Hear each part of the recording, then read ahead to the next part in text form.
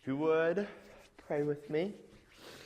Dear Heavenly Father, thank you for this time. Thank you for your love. And Lord, thank you for everything you've given us. Let us always be more like you in everything we do. In your Son's name I pray.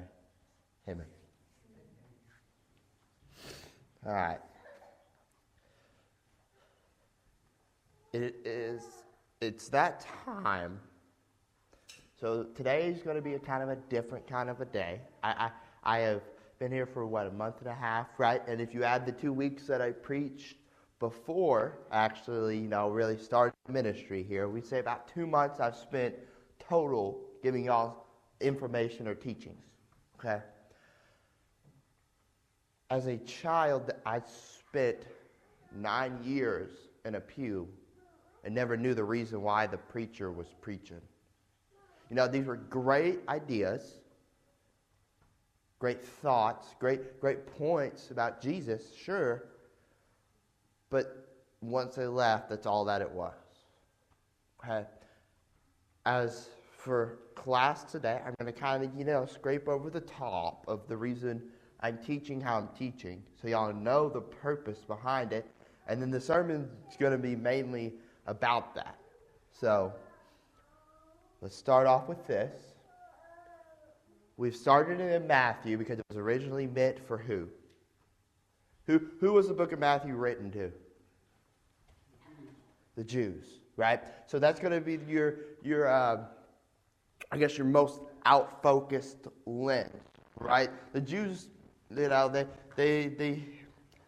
in order for Matthew to prove to the Jews that Jesus was the Messiah, there was a lot of things in there that really don't apply to us. Does that make sense? Prophecy is a big one. Lineage is another one. All right? And as you go on, you see prophecies and you see, inner workings going on in there. But this is like the absolute max view you can get, okay? It's what I call skeletal structure, right? It's the bones, right? You don't have any meat on those yet. You don't really see anything yet, but this is like the bare minimum, right? As we go on, we're going to go through Matthew, and eventually we'll go through the other books, and I want to show you how these overlap, right? And we're going to start to put meat on the bones. The more you know about Jesus, the more you know about him as a person, the closer you will be to him, right? The more you can truly grasp what he gave up for you. The more you realize, maybe he wasn't quite what they said. Or, wow, I never even saw that. All right? That's what we're looking for. I want you to be as close to Jesus as you are with anyone else. Okay? He wasn't just, a brother, right? Or the Son of God. There's so much more to it. He has a humane side, right? He was human. And all too often, we completely overlook that, right? He's God, yes, but he's also, there's this, gentle man there. All right, so far, right, we hit it off and we started off with his birth, right? We started off, bare minimums there, all right, then we went straight into the no, it didn't even have that. It went straight into the baptism, and then right after the baptism, we went to temptation, and then right from temptation, Sermon on the Mount, right? We really haven't hit a lot. We really haven't, okay? As you go on, you'll see more details that will kind of, fill in the picture, right? As we hit the other books, you'll see more and more details that will make it look more full, more detailed, okay? Now, before we start, we're going to be starting back. We just finished Salt and Light in Matthew, okay? We just finished that Matthew 5. We went 13 through 16. We're going to go through 17 and kind of work our way down. I want y'all to keep in mind, this is probably one of his greatest works, but not the only. Okay, that's important to remember. Jesus taught so many other things. What'd they say? How many books would it fill? Right? Too many books to count. All right? There's so many things that Jesus did that isn't recorded. Now, I'm not going to be that guy that goes out and says, now, I know Jesus did this when we have no biblical evidence of something, okay? I'm not going to be that guy. But we have, there's certain things that he does that they come up where it's like, it insinuates that this probably is what happened. It might not come out and say it, but this is probably what happened. All right, starting in 17. Do not think that I have come to abolish the law or the prophets. I have not come to abolish these things, but to fulfill them. I tell you the truth, until heaven and earth pass away, not the smallest letter or stroke of a letter will pass away from the law until everything takes place. So anyone who breaks one of these is the least of these commands and teaches others to do so will be called least in the kingdom of heaven. But whoever obeys them and teaches others to do so will be called great in the kingdom of heaven. For I tell you, unless your righteousness goes beyond that of the experts and the laws and the Pharisees, you will never enter the kingdom of heaven. Okay, so you're getting into this. So Jesus starts this sermon. Give me a second. Jesus starts the sermon with the Beatitudes. Okay? He starts it with this list of, I would call it a list of riddles, if you want to call it that. You have to be willing to put in the time and effort to figure out what it actually meant. Okay? There's something to the Beatitudes that it went far beyond what you just saw on the surface level. Okay? And so this was a great start, but then he swaps gears and he's starting to step on toes, right? Really around the salt and the light, he starts to swap like a complete change of gears, and he goes for the heart. Okay? As we go forward, I want you to pay attention to that. Okay? We're going to go through multiple different topics. Okay? And notice when he addresses these, he specifically addresses the heart. Okay? Now, keep in mind, up until this point, it wasn't about the heart. It was about, the Pharisees had what we would see as a checklist. Okay? They had all these things, all these laws, right? That had nothing to do with the heart. Do not steal. Do not commit adultery. Do not do this. Do not do that. Do not do this. Do not do that. Do not do this. Follow the list on and on and on and on. But it never actually addresses the heart. So they can do whatever they wanted in their mind at that point, or they thought they could do whatever they wanted in their mind at that point and still be completely righteous and sanctified, and that's not it at all. Essentially, they found themselves a loophole that they thought that they could exploit. And I bring this to your attention because Jesus wants more than just, the everyday action. He's calling you to be greater than, what was it, the Pharisees. He's calling you to be more than. He's calling you to go beyond that line and say, you know what? I've already given this. Okay, I'm going to go ahead. I'm going to go just a step further. Jesus cares so much about the heart, he will spend you don't even understand the amount of times that it's either referenced or mentioned in the Bible, especially the New Testament, right? Now, fulfillment of the law and the prophets, it's a jab at the Pharisees. I understand that. Anger and murder. 21. You've heard that it was said to an older generation, do not murder. And whoever murders will be subjected to judgment. But I say to you that anyone who is angry with a brother will be subjected to judgment. And whoever insults a brother will be brought before the council. And whoever says fool will be sent to the fiery hell. So then if you have a gift to the altar, and there you remember that your brother has something against you, leave your gift there in front of the altar. First go and be reconciled to your brother, and then come and present your gift. Reach agreement quickly with your accuser while on the way to court. Or he may hand you over to the judge, and the judge hand you over to the warden, and you'll be thrown into prison. I tell you the truth, you will not get out until you've paid every last penny. Now, that last part wasn't really what I wanted you to look at. Starting here. 22. But I say to you that anyone who is angry with the brother will be subjected to judgment. Okay? That's important. Anyone who is angry. Can you be angry and not act out? So you're telling me I can be completely enraged inside and not have any action whatsoever. Some people, that's true. What I'm getting at is you can sin in your mind. According to this, you can sin in your mind, but have no actions. Another good example of this we're about to hit is lust, envy, bitterness. All things that take place in the mind, detrimental to a soul and a walk with Christ.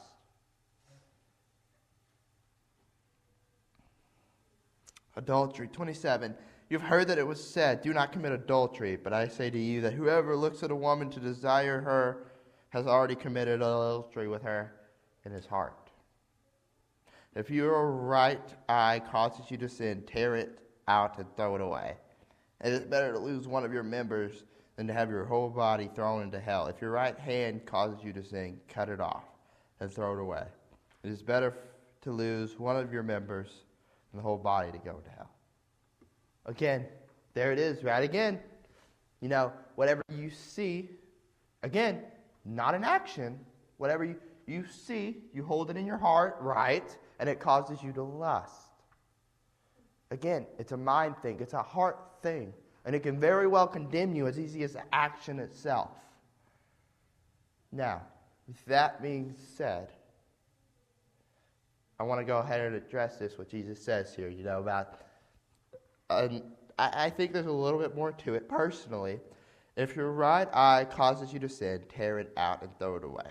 It is better to lose one of your members than to have your whole body thrown into hell.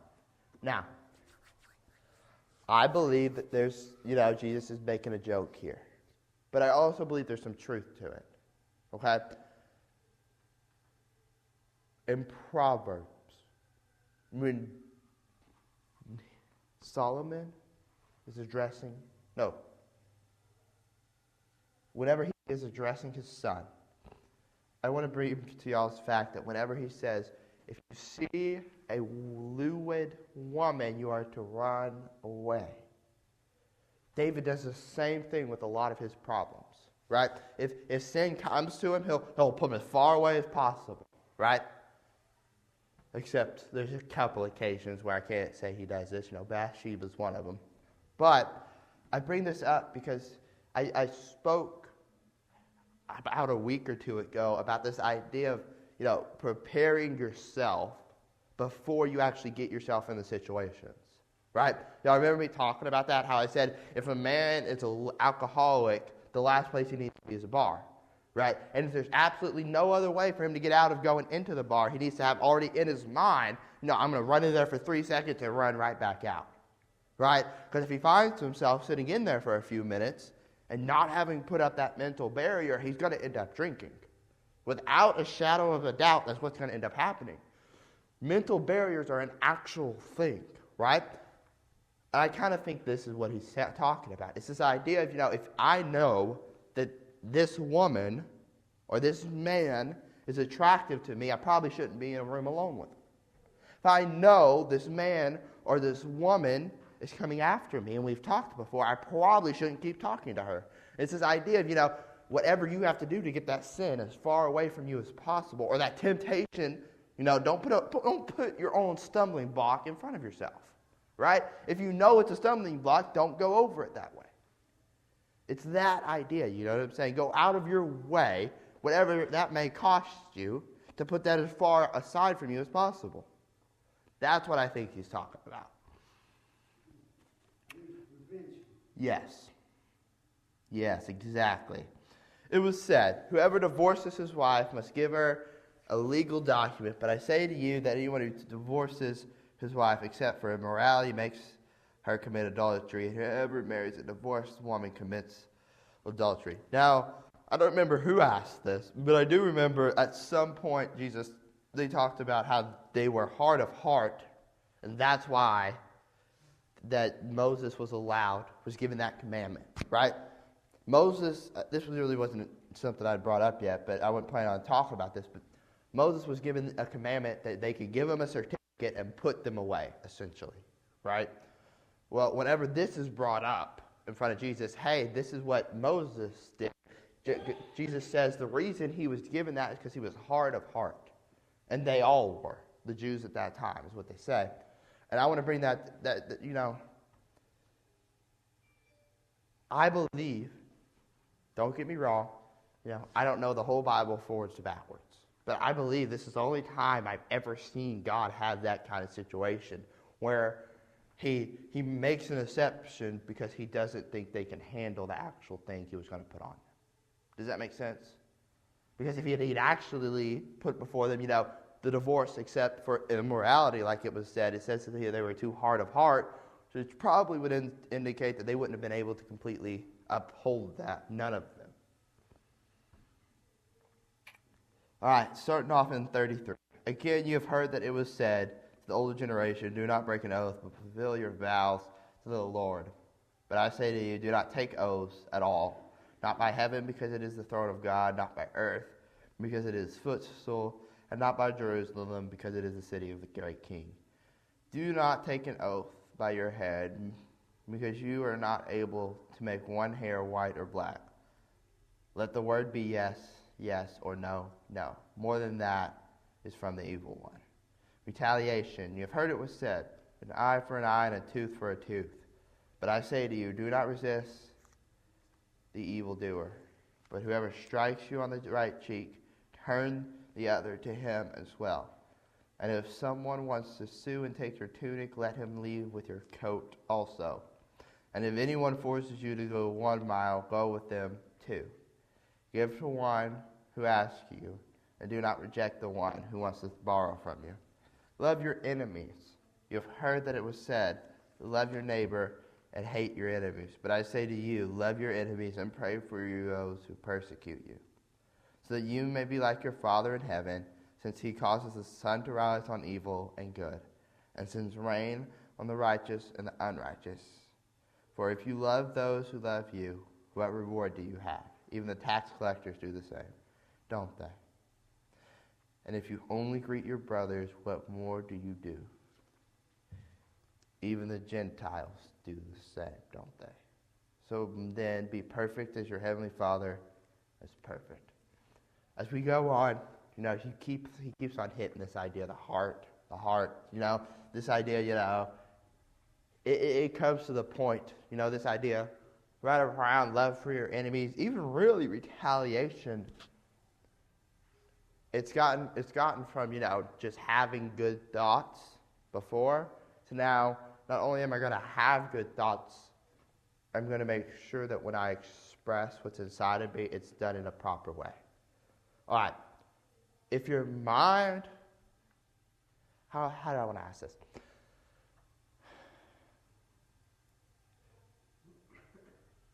Where does the quality of the things that come out of your mouth originate from? Your mind. And Jesus even says this, right? If your mind is good, whatever comes out of whatever comes out of the heart is what comes from the mouth, right? This idea is if you keep your mind pure, if you purify your mind and you go through the extraordinary lengths, because it's not an easy task to purify your mind, guys. It's not easy. But if you go through the lengths necessary to purify your mind, not only do you now have a purified mind, but how much easier then is it to purify those around you? To say good things, to be nice, to not have vengeful or hateful anger. For your first thought to be, you know what, that wasn't right. Or first thought to be, I.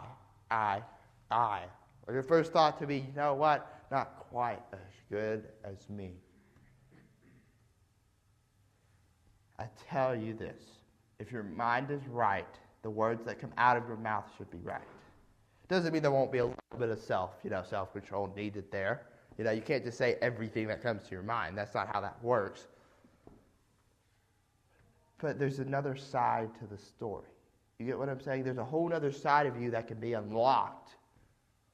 But this process, I'm telling you, it's not easy, but it's needed. I'm going to hit this, and that's why one of the reasons I spent a lot of time reviewing the sermons that I preached to y'all before.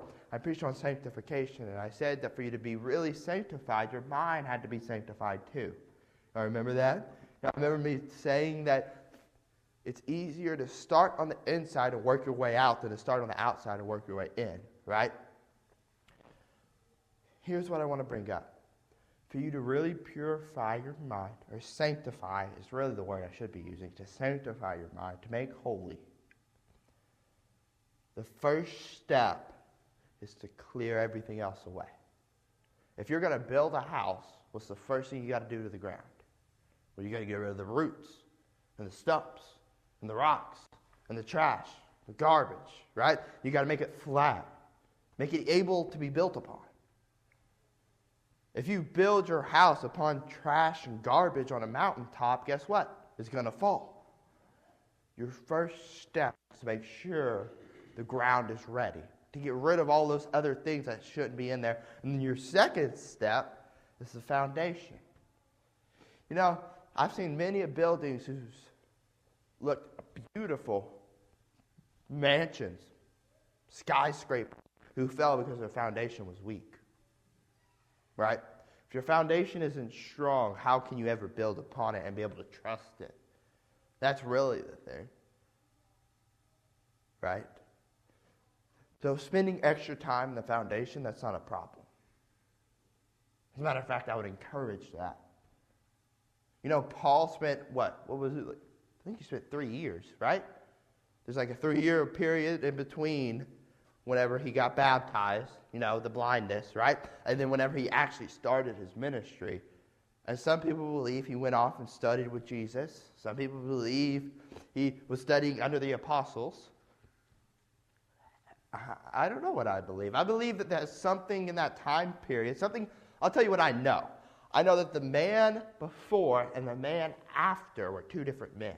Is that fair to say? And so something in between had to happen, that not only did he have the wisdom and the understanding, but there was also, an intimate connection with Jesus, right? Because when you read his letters, he's got to have some confidence coming from somewhere, right? There's confidence in Jesus there that I don't think anybody would be able to have with that one, why are you persecuting me, Paul? Right? There's got to be something more there. That's what I believe. What that is, I don't know. And no one will ever know. But there was a process there. And he went through this process beforehand, and it's to make himself better equipped whenever he did get in that evangelistic mode, that evangelistic mindset. The heart, guys, is so important. You wouldn't believe it. Your mind has to be given up to Jesus as well as your body. It's a sacrifice. Giving everything you have to him. Gavin, I think also you talk about Paul when he became a Christian. It does tell us in Acts after he became a Christian, he received meat and straightway he preached Christ. He didn't waste no time. He started right then to preach Christ. The Bible says in 9:21 or 9:20. If I knew Paul well and what he had done, I'd been way back away from where he was in the beginning. I think he did preach, but I bet there were a lot that he couldn't get to come here because he keeps explaining, I think, over and over, I've changed, and tells his story about what happened to him in the road to Damascus. He had a hard time proving that, and I think even later on in the journeys he went, some were skeptical of him. I mean, maybe afraid of him. I think the apostles I think a couple of the apostles had to step in order to prove to the actual population that Paul was. If I'm not mistaken, I'm pretty sure that's what ended up happening. Was a couple of apostles or the elders stepped in and said, "Hey, y'all were just as bad as he was," kind of an idea. I really, truly think he's changed. I want to say it was Timothy. No, it wasn't Timothy. It was, huh? It was Barnabas. Yeah, I knew it was someone. I think about that, what Paul had, talking about controlling your mind. He could go back and start thinking about all the people who were screaming and crying over their lost loved ones that he was responsible for. Oh, there's no telling how many times.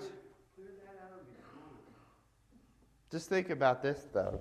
How many times do you think he walked into a synagogue or a place where they would be worshiping together?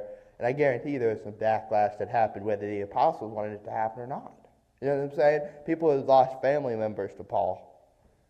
People who lost daughters or sons to Paul. I guarantee you they let him know about it. I had a question, and this getting off of really what the main point focus on is, but this happened this week. This got back to me. It wasn't said to me, but it was said so that it would get back to me. You people in the Church of Christ don't believe in the Old Testament. And we're looking at this, the Beatitudes here, and it's very similar to the Ten Commandments in some of these things. So, do we believe in the Old Testament or not? When you answer, when someone makes those charges, I was thinking a lot of times I would just, go on and not get in an argument with it. I think we have to contend for the faith here, and that's not a true statement. No. And we need to clarify that. I'm going to mention at the table, and even as what we have for remembering the Lord's Supper says something about the Old Testament. I believe the Old Testament is half of our belief, if you want to call it that. You know what I'm saying? You can't really have Jesus. You can't really believe in Jesus if you don't understand where it starts. You know what I'm saying? If we didn't have Genesis, how believable would Jesus be? Right? If we didn't have half the Bible, you start off in Matthew in the beginning, right? Well, where was the beginning? What does that even mean? How can you truly believe in an all-powerful God if you haven't seen the Exodus, right? If you haven't read it about all these things that had happened, if you haven't read about David, how do you have that example, right? How do you know you're going to always be saved? David was, though. There's so many. It's like trying to separate two things that are inseparable. That's half of our religion. That's half of the reason we believe what we do. And there's no possible way to separate it because you can't prove Jesus without it. Right? Jesus was a Jew, and you know the story of the Jews. You know the God that they had. And then you see that not only was their God real, not only was he above all the other gods, but more so this, he loved us. And how can you possibly see God's love for you without the Old Testament? Right? You know that Jesus came and died, but God didn't. But what I know is that not only did Jesus come and die, but God was a part of that, the trio. And he loved his son. Right? There's so many things that would go into that. How can you possibly try to separate that? If you don't study the Old Testament, how do you know that what we're studying that Jesus said Even anything. is similar to some of the Old Testament? He just I agree. went farther. Yeah. So you have to, it's a tutor. The New Testament tells us that. So it's important, and we do believe it wholeheartedly. You believe all those people lived, you believe Noah lived, yes, all of that. But, this would come to, but, what time period are we living in now? And that's what people get confused over. I agree. We go by what Jesus says, yes, but it doesn't mean you don't learn from the Old Testament. It's not like there's not things in the Old Testament that aren't useful to know. Like Proverbs, for example. I don't know if y'all know this or not, but Proverbs wasn't actually meant to be a spiritual book. It was never written as a spiritual guide. It was more like a morality type of a thing, right? If y'all want to go into that study, we can anytime you want. But it doesn't mean that there's not things in Proverbs that isn't useful, right? It doesn't mean there's not things found throughout the Old Testament that's not useful. Well, see, even Jesus quoted from the Old Testament. Shoot, the prophecies that support Jesus are from the Old Testament. He himself said, has it not been written? There's enough.